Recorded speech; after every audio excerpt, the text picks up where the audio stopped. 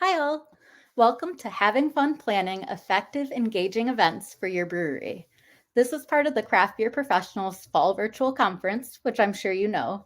And I just want to thank Craft Beer Professionals as well as all the sponsors for making this awesome educational opportunity possible and free and accessible for everybody in the brewing industry. All right, a little bit about me. My name is Amy Martin, and I am the marketing manager and membership coordinator at Stormcloud Brewing Company. Additionally, I am the co-chair of the Brewers Association DEI Committee, and I also serve as vice chair of the American Homebrewers Association Governing Committee. So a little bit about Stormcloud so you kind of know where I'm coming from. If you are a Michigander or you know a Michigander, you know we like to use our hands to show where we're from. So we are right up here, kind of in the pinky, in the beautiful town of Frankfort, which is right on Lake Michigan. A little bit more about Stormcloud. We opened in 2013. Yes, we just celebrated our 10-year anniversary, which was very exciting. We consider ourselves Belgian inspired. We have a popular quote that our co-owner says, we craft beer within the time-honored Belgian brewing tradition of ignoring time-honored brewing traditions. So that means, yes, we have a lot of Belgian-style beer on, but we also ignore time-honored brewing traditions and try to throw a twist in things. Using Kvike or using Phantasm, experimenting with styles, things like that. We have two locations, a pub with a full kitchen and a production brewery with a tap room and food trucks. And yes, we have events at both. We have a 20-barrel system, a brand new 4.2-barrel pub system, and a 1-barrel pilot system. We distribute our beers to 55 plus counties in Michigan, and we are a big summer tourist town. The reason I'm sharing that with you is because a lot of our events actually happen in the off season so that we can intentionally draw folks in. In the summer, we are packed as it is, but in the fall and winter and spring, we really need more folks to come in. So the learning objectives for this presentation are as follows: gaining tools for goal setting, budgeting, planning, and post-event analysis. Developing creative experiences for event attendees. Creating and selecting events that are respectful and welcoming for all. And I hope you gain confidence in event promotion and marketing, all while having fun. So why fun? As you probably noticed, I did include fun in the title of my presentation. That's because having fun really matters when you're a company. And I think that absolutely applies to event planning. It's been proven that having fun improves communication and collaboration. Fun breeds creativity. Having fun makes employees more productive. And believe it or not, fun at work has been proven to financially pay off. So I'm going to dabble a couple fun tips throughout this presentation. My first fun tip is simply crank up the tunes. This is great when you are decorating or tearing down or just trying to take a brainstorm break. Bonus points if you get folks to dance. All right, let's get started with event planning. The very first thing that I recommend you do is determining the why of your event. Often, these events are to get more folks into your pub or tap room, therefore increasing revenue. Other reasons that can be your why include creating brand awareness, connecting with your community, or fundraising. And of course, fundraising and connecting with your community can go hand in hand. Then it's so important to set goals.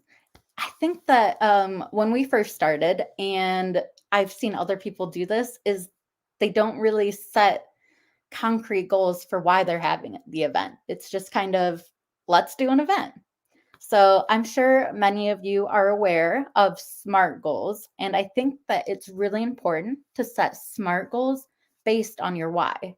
So again, choose a why, and it could be something not on this list, and then set your goals. For those of you unfamiliar with SMART goals, I'll go through it very quickly. The S stands for specific.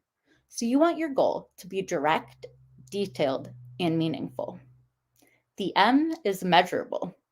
So your goal is quantifiable to track progress or success. For example, you want to make X amount of money for a fundraiser, or you want to sell X number of beers that day. A is attainable. So you need your goals to be realistic. I think it's important to dream big, but you also need to understand what's feasible, especially for your staff, your regulars, your tap room size. Just make sure that you're kind of keeping an eye on what's attainable. R is relevant. So your goal aligns with your company mission. I'll talk more about that in a minute. And T is time-based. Your goal has a deadline. Typically, the deadline for an event would be the end of an event. All right, next, you want to determine the type of event. On-premise, off-premise, which could either be an event that you're leading off-premise or say an event you've been invited to, such as a beer festival. Do you want this event to be open to the public? Do you want this to be a members-only event? I am our membership coordinator, and we try to host events for our members once a month, and they love it. It's a great way to show your appreciation for their loyalty, and it makes them feel exclusive. Do you want your event to be free? Do you want your event to be ticketed? And once again, consider that fundraiser element. How will that happen? By beers that you sell, by just encouraging people to donate, tickets going towards that. Something that is so important and so big is knowing, does the event align with your brewery personality and values? So just going to dive in slightly into the marketing world of brand personality. If you're not aware of what brand personality is, it is a cumulative set of brand character traits that evoke human character traits. Marketers often describe brands through the lens of human traits. I have found this being important because it helps people identify with your brand. It makes it feel more personal. It makes it feel like you want to connect with a brand. And a well-executed brand personality helps to build a brand's equity, distinguishing a business or organization from its competition while maintaining or cultivating an edge in the marketplace. Hopefully, you know your brand personality already if you're an established business. So when it comes to brand personality, there's something called the Acre Model. These are 5 different brand personalities that companies can be categorized by.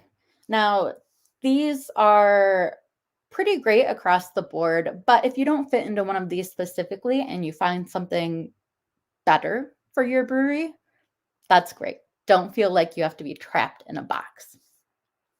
So sincerity is one of these. And that personality type tends to be ethical, trustworthy, and down to earth. Excitement is another one. These brands are often bold, creative, and spirited. Competence. Those are brands that fall into this personality type that are intelligent and reliable. Sophistication. These brands are often upper class, glamorous, and charming. And then there's ruggedness. Rugged brands tend to be outdoorsy and tough. All right, let's get into brand values. I hope even going into it, even if you're not quite an established brewery yet, you have brand values. Obviously, this can come from your personal values, but I feel like it's very important to hammer out values for your company so that your employees and your customers know what you stand for. The definition of brand values is they are the uncompromising principles a company will uphold as it grows, even in the face of alternative paths to earn more profits or win more customers. One thing I think is so important to emphasize is it's okay to say no to an event you've been invited to if it doesn't align with your brand values.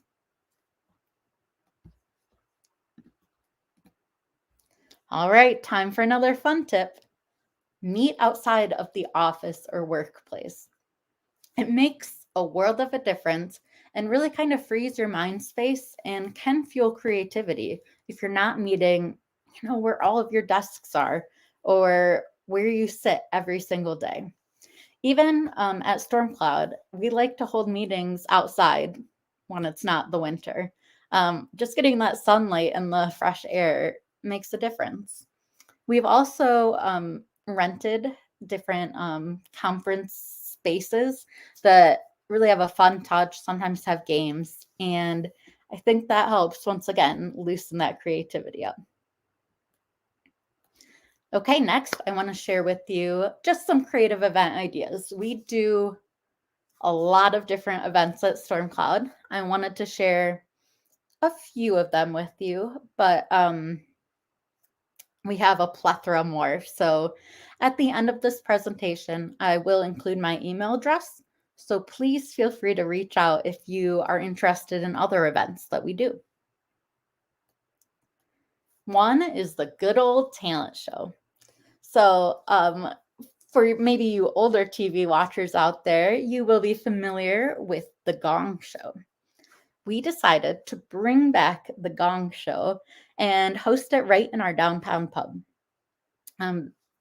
It's a talent show. Folks sign up and we get everything from very serious acts like folks who are incredibly talented musicians, great stand-up comedians, dancers, and then we also get really goofy acts. And yes, we have a gong that people can walk up and get you off stage, but it has never been rung for anyone other than the celiacs because it's just the vibe that we've established.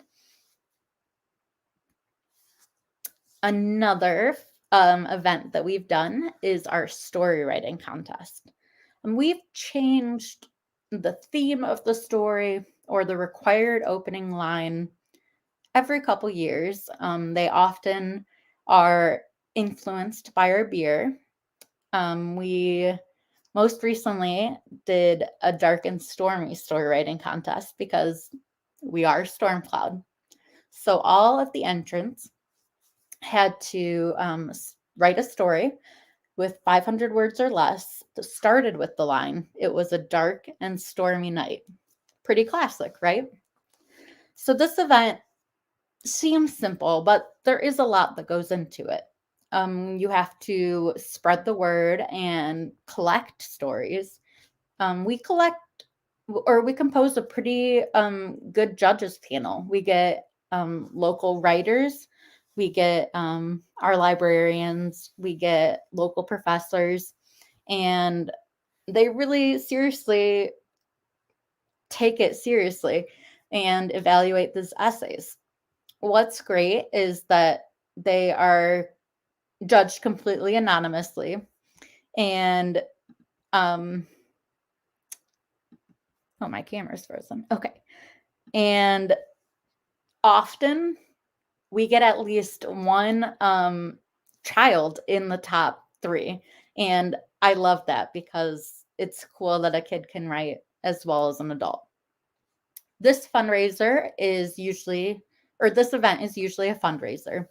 And we try to kind of correlate our fundraisers with our events. So we thought, story writing contest, let's donate money to the local library. Now, there are a couple of ways we could do this. We could charge for entries, but we don't. We just donate like 50% of sales or proceeds from our food and beer to the library. One of my favorite events that we do each year is a holiday party and ugly sweater contest. This started out as a membership only event. Um, it was just so good, though. We had to open it up to everyone. It takes place the evening of the day that Frankfurt schools are done, and it kind of kicks off the holiday vacation. We have all types of different categories. So I think we have most creative, truly ugliest, best homemade sweater. In the past, we did naughtiest sweater. I do not recommend that. I think that that can cross too many lines and may not be comfortable for everyone. And I think it's important to have an inclusive, non-offensive space. So just something we learned to pass on to you. In addition to having the sweater judging contest and folks socializing, we have live music, and we also had a photo booth, and the brewers brewed a small batch beer just for the event. So these are two different events. One that we hosted was our two of our brewers had a learn to homebrew day. So they brought all of their equipment to the brewery, and we invited both our employees and the public to come on in and participate to see how the brewing process works, and also teach them some tricks and show that homebrewing is accessible and can be very affordable. We didn't just show them, we let them participate, pouring in the hops, helping pitch the yeast, all of that good stuff. Additionally, we host a homebrew competition every year. This is a lot of work, collecting all of the beer, making sure they're labeled correctly, bringing in judges, and then, tasting, but it is so worth it. And people look forward to it every year. And the big prize is that they get to brew on our brew system if they have the winning beer. Every year, we've had delicious beer on tap from our homebrew contestants.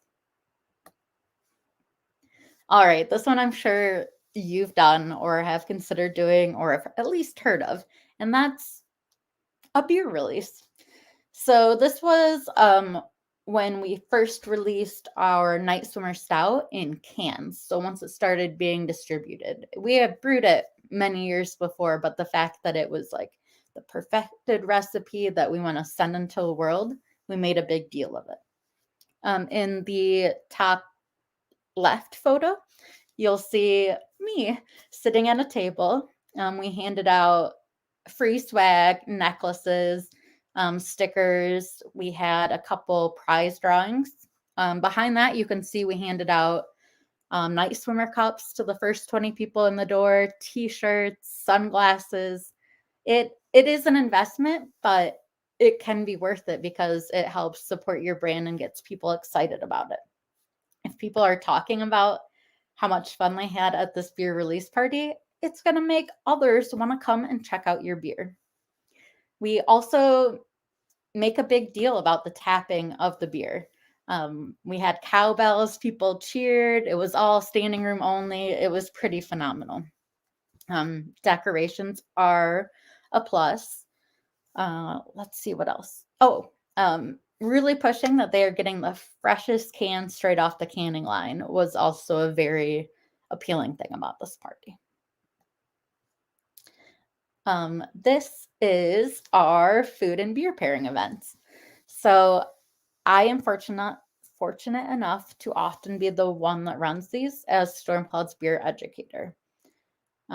We have done a lot of different things over the years. In the past, we used to host beer dinners, and we've done film and beer and food collaborations. So for example, we will show a film that is from a country, and then we will brew beer inspired by that film, and then also serve wonderful food from that country of origin. It's been excellent, and people really enjoy it and look forward to it every year. These pictures are from a recent chocolate and beer pairing. We have a local chocolatier in the area that really creates excellent chocolate and engages in the community. And then we have something very similar, a cheese shop that sells artisanal cheese.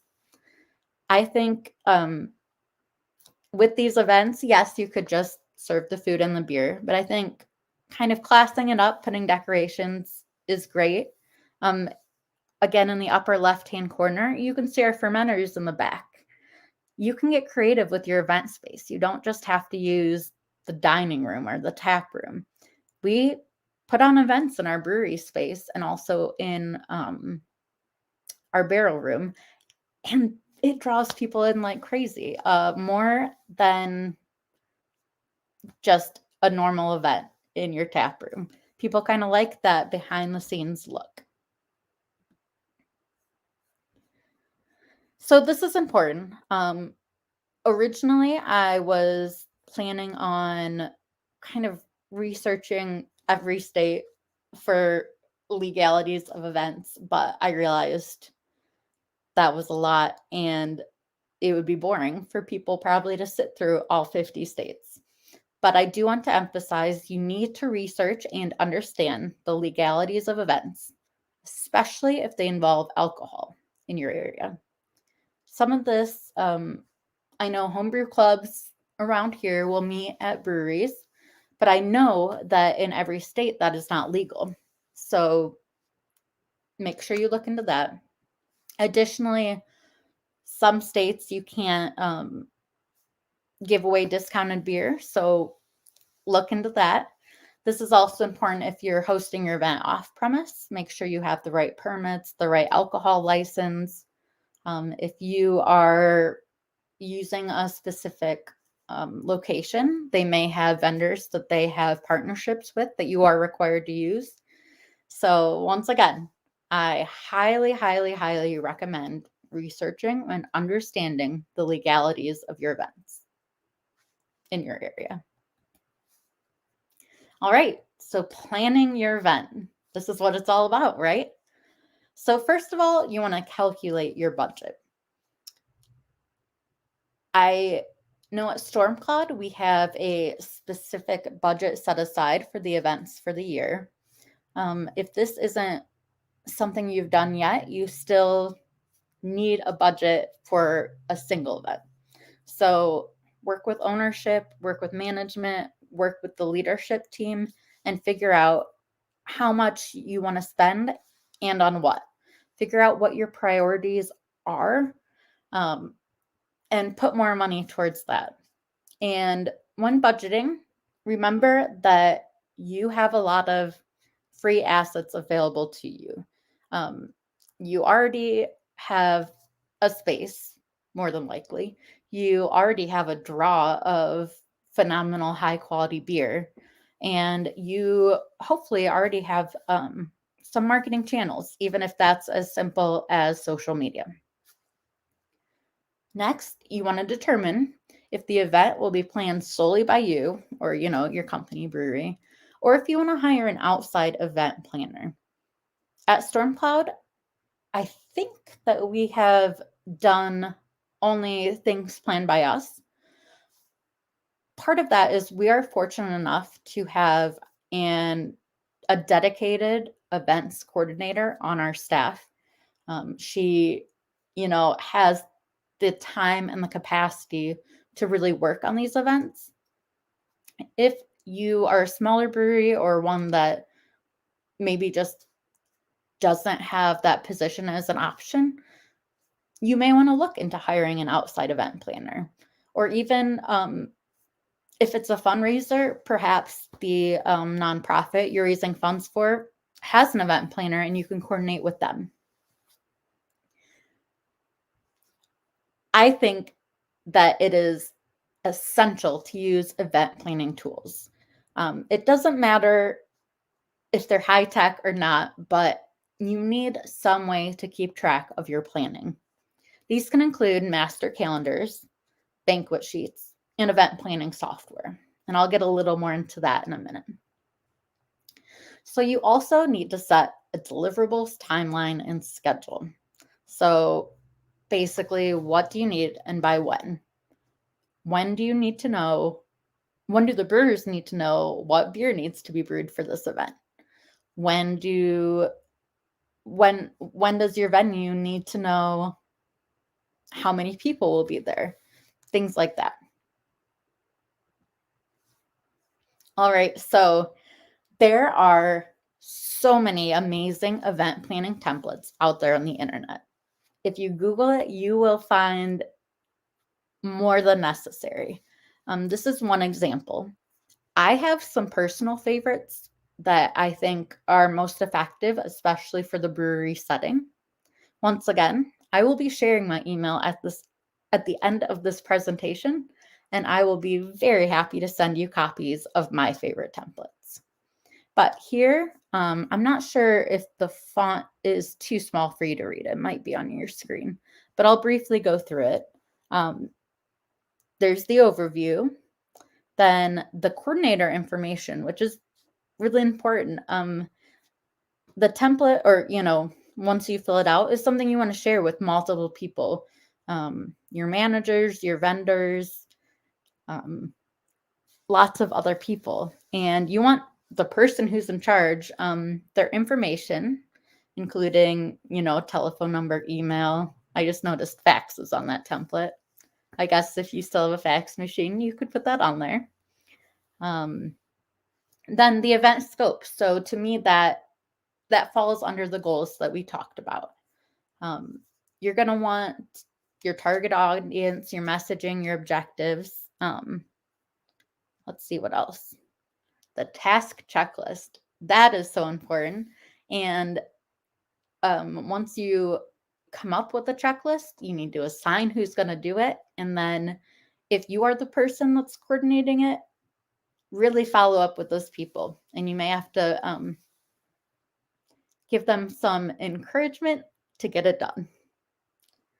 As a leader, if you are participating in the event planning, it may be frustrating when people don't get things done on time or seem to be struggling, but it's incredibly important to understand that event planning can be stressful, and really talk one-on-one with the individual that is not getting things done and try to figure out why without being angry. Try to really see what's going on with them.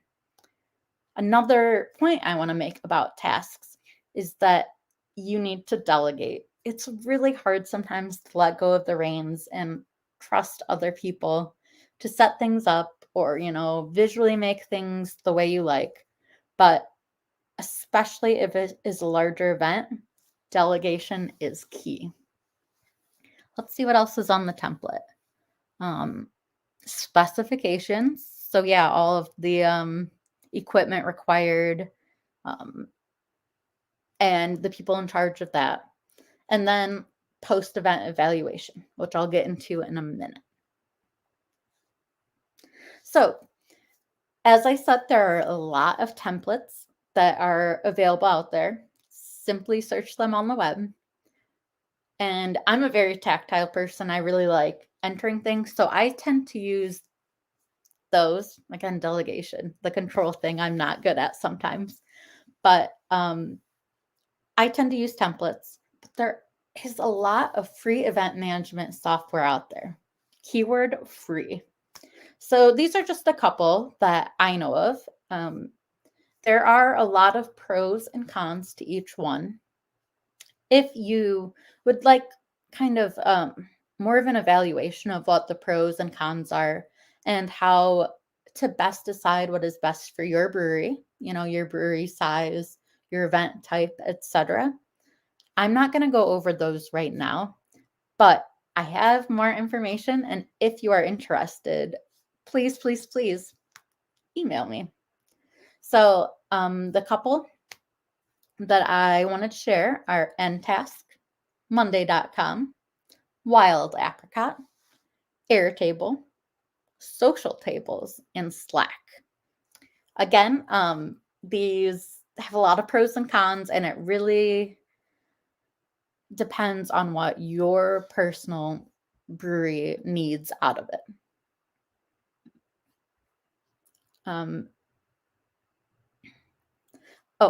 Additionally, some of these are free at first. Some end up costing money.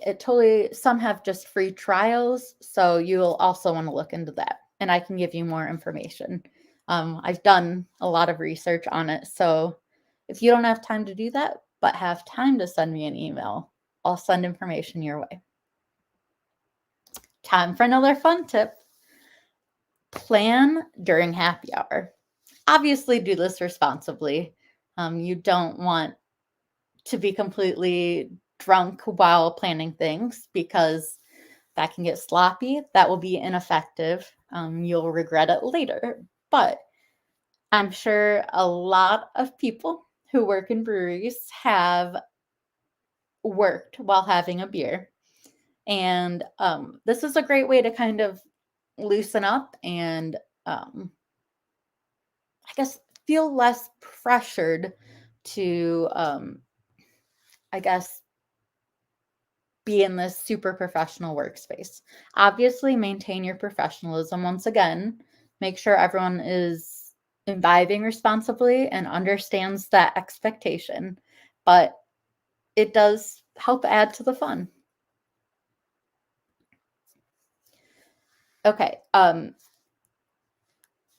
Of course, with the template and of course with all of the event planning, there's a lot more than just the day of plan. But the day of is so important, as you can imagine. There are a lot of things that go into the day of. And these are just a few that stand out to me and I think are important to consider. But again, those templates, look them up. They will have more considerations as well. So the first is who will be working the event and who is responsible for what. In my experience, don't just schedule, your 4 servers and plan on figuring out who's responsible for what that day. Figure it out ahead of time. Have a day of plan that has really nitty-gritty details. Figure out your decorations beforehand. Figure out the food. Figure out the music. Create a fun playlist. Maybe a playlist with a theme. These nitty-gritty details are key. Have a backup plan or a response to things that are not going as planned. And this does include safety issues. So an example of backup plans that we have are in Michigan, weather is not predictable, especially in the off season. So we have, tents on hand, pop-up tents. We have heaters ready. We have the flexibility to move an outdoor event indoors if necessary. An example of, say, a safety issue would be, heaven forbid, someone resort to violence. You may be hosting an event that you agree with, but maybe others don't. And maybe you feel the need to hire security or have bouncers or folks that are there for backup. These kind of things, you don't want to wait until they happen to deal with. Plan ahead. And last, this is not a fun part, but you need to assign people to be in charge of cleanup and teardown. Try to maybe get some volunteers or folks that are not working the entire event so that they don't have burnout and aren't exhausted and then have to do something else on top of it. Of course, sometimes this isn't feasible based on your employee size or just how the event is going, but assign someone ahead of time. Don't surprise them, and don't just expect people to know that they have to help with cleanup. This is something you want to make very clear from the get-go. All right, marketing your event. This is really important. This is how people find out about your event. First thing is you need to figure out, who do you hope to reach? This is, of course, a huge part of marketing in general. If you are a brand that is, super rugged or outdoorsy, you probably are trying to reach the folks that align with that. People that like to camp and hike, people that hunt and fish, things like that. Maybe you want to be even more specific with your events, though. Who do you hope to reach? So, I guess, I thought I had a slide in here, but one example of events that Stormcloud does is a spelling bee for adults. We learn not to call it adult spelling bee because then people think we'll use inappropriate words. Again, learn from our mistakes. But you want to reach folks that would be interested in that, but you also want to make clear that it's not for kids. To really figure out your target audience, you could get into the different archetypes of consumers and marketing, but I'm not going to get into that right now. Once again, just figure out who you want to reach. Social media, of course, is a great free way to market your event. If you use traditional platforms, that's great. You can pay for advertising, which, depending on your budget and the size of your event, could be advantageous. I know when we did our beer release, releasing the cans across the state, we paid for advertising because not only did it promote the event, it also promoted that our cans would be available. You can choose to use graphics that you create. You can also choose photos or fun videos. I think graphics are important because you can communicate perhaps more details in words, but audiences don't necessarily engage with those as much.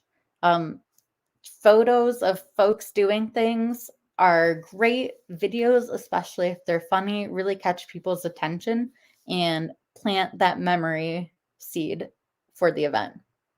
Additionally, take advantage of tools that social media offers you. For example, Facebook allows you to create events. So don't just post it in your timeline. Take the time to create that event with details, and then it will pop up for people to remember. They can choose whether they want to attend or maybe attend, and that helps remind them. There are also tools like on Instagram, you can create like a countdown to when an event starts. And once again, that reminds people of the event. Email blasts, that should be a separate one, not under social media. But email blasts are really effective. I think that people don't realize how relevant email still is. Often people check their emails and actually read their emails and engage with them more than just doom scrolling on social media. There's a lot of evidence towards this that I'm happy to provide you if you'd like. I think it's important that email blasts are not overly frequent. You want to be intentional with when you send it so people don't get annoyed and don't feel like it's spammy. I also feel like it's very important to keep them short, keep it succinct. Some image that catches your eye, just some basic details, and that's it. In-house physical marketing. This is important, and I'm sure a lot of you already do this, whether that's table tents marketing or just posters hanging up in your hallway or in your bathrooms. Again, this can be graphics or photos. I tend to believe that photos are better for social media, for engagement, but graphics that maybe include some photos are better for in-house marketing. people have more time to actually read the details of the event if there's something that catches their eye. Then, of course, there's off-premise physical marketing. Again, could be posters that you hand out, that you ask community members to post in their local stores, the community bulletin board.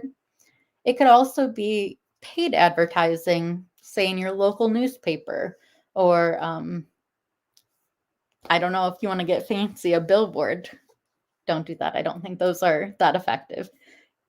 Personal opinion. But yeah, consider all of these different ways that you can market your event. Another fun tip, take time for wellness activities. So maybe you don't consider wellness activities that fun from the get-go, but they can be. Engaging in yoga or meditation, or even just going for a walk, especially as a team, can be fun and also just really help relieve stress and get you in the right mindset. At a previous job I worked during professional development training, they brought in a yoga instructor, and most of us had not done yoga at that point. It was kind of when it was a newer, more emerging thing, at least in the Midwest. And we had a ball. You know, we were vulnerable with each other. We were able to laugh with each other and celebrate each other. And I think that that kind of positive energy is a great way to uplift the group and is fun. Okay, so what I think that a lot of people forget to do, ourselves included up until recently, is taking time for a post-event analysis or debrief. This doesn't just mean, oh, that was good, or that was bad. It really means evaluating it. So discuss with your leadership, discuss with employees and volunteers that actually work the event. Gather, what they thought was good, what they thought was bad, areas that they think could be improved on. Consider gathering participant feedback. If you have a ticketed event, you probably have the information for those folks. You could send out a brief survey or just, ask an open-ended question. It can even be as simple as, someone went to the event is sitting at the bar having a beer, just strike up a conversation with them. See kind of how they felt about the event and what their experience was. When doing your debrief, ask if your goals were met. You set goals for a reason, and let's see if you met those goals. If those goals weren't met, or even if they were, figure out what you would do differently next time. We do this to improve, whatever your next event is, but we also have a spreadsheet that our events coordinator updates. If you do annual events, it's great to organize by each event and take notes about what you would do differently. Would you not hire that band again because they were rude or they just didn't play good music? Would you hire that food truck again? Did people love their donuts? So on and so forth. All right, that is the end of my presentation. There is a lot more content I could include, and I am so happy to share with you. Please feel free to email me. My email is amy@stormcloudbrewing.com. I'm happy to discuss with you all of these things. I could also connect you with our events coordinator. Her name is Brew, and I know she would be happy to bounce ideas off of you, have you bounce ideas off of her as well. You can also follow me on Instagram. My Instagram handle is @polkadots_pints. All right, now is the time. If you have any questions. I will give you, I don't know, maybe 30 seconds. If you have questions after the fact, again, email me. I know that not everybody is able to watch this live because of work schedules and such. But yes.